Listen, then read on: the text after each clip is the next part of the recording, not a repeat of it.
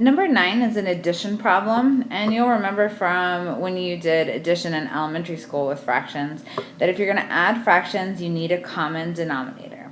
So the first thing I like to do is figure out what that common denominator is going to be. So I'm going to kind of write a final fraction here.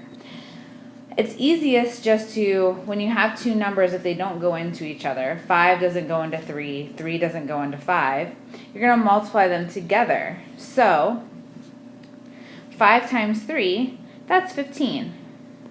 So 15 is going to be part of my common denominator. And then look at your biggest A. So I have A with my 5, and I have A squared with my 3. So I'm going to have A squared. And your biggest B. My biggest B in a denominator is B cubed. So that's my common denominator. That's what I'm working towards. And now I'm going to figure out what I need to multiply my first fraction by to get that. So to multiply, or to get 5 to be 15, I need to multiply by 3. And to get A squared B cubed, I just need this A to be an A squared, so I need an A there.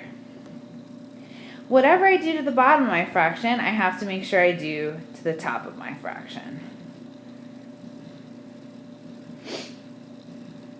Then we're going to do the same thing with our second fraction here.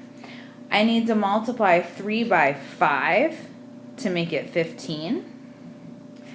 I have A squared, but to make B squared into B cubed, I need to multiply times B.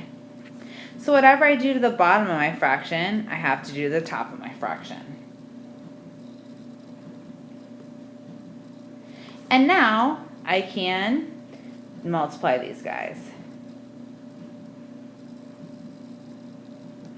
3a times 2x is 6ax.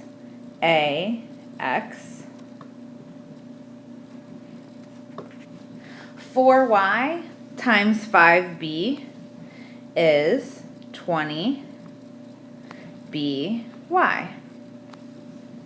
There's not going to be anything we can cancel here. Our fraction we've written all as 1. So that's our final answer. Again, these are really easy if you figure out what that common denominator should be as your first step. Made with Doodlecast Pro.